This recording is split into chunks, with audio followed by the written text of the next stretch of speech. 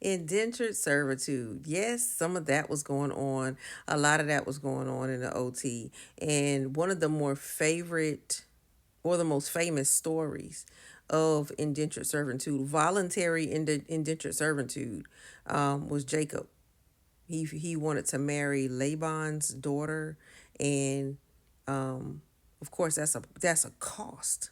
Okay, and so he said, well, I'll work it off. I'll work off that debt in order to marry your daughter. So I'm gonna work for you for a certain amount of time, right? So he was in servitude, right? So that happened a lot. That happened a lot. It also happened in the United States of America with different people. So yeah, that happened. That happened a lot.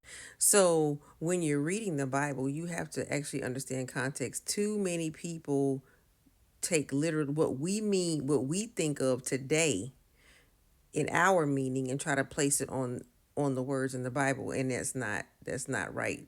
It's wrong to do that. And I'm gonna give a current example about it. Right? If you watch 90 Day Fiance, there was a man from Cameroon, right? And his wife is white American, and they went to Cameroon to do a traditional wedding.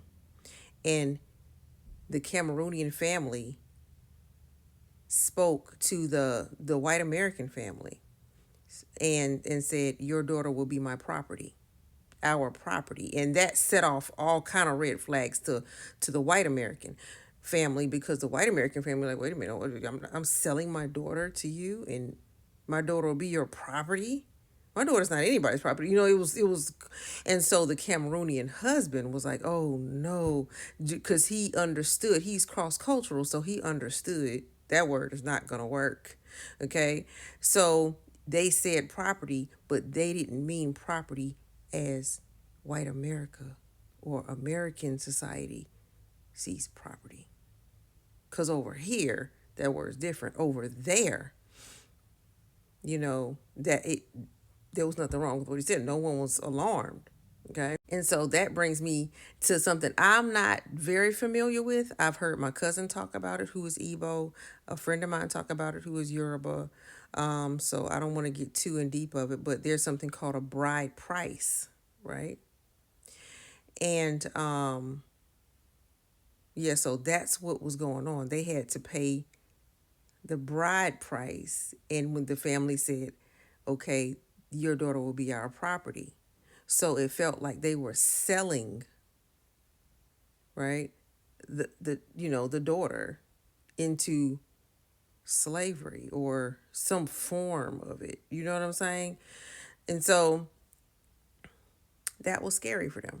This is why there's a problem when people read the scripture in the Old Testament, and they try and make property or buy or sell or something like that mean what we know it today, and that's incorrect. It's incorrect, because even today, jumping from culture to culture, them saying property and us saying property means two different things. Follow me? Like our property, a person is property, and their person is property when it came to a wife, it meant two totally different things today. So we have to really be careful about labeling biblical terms as what we understand it to be today. Because the bride price, you could say, oh, we're selling our daughter. You know what I'm saying? When it's compensation to the family, and it means something sort of different, I believe. It's not selling as in chattel slavery. It's not that.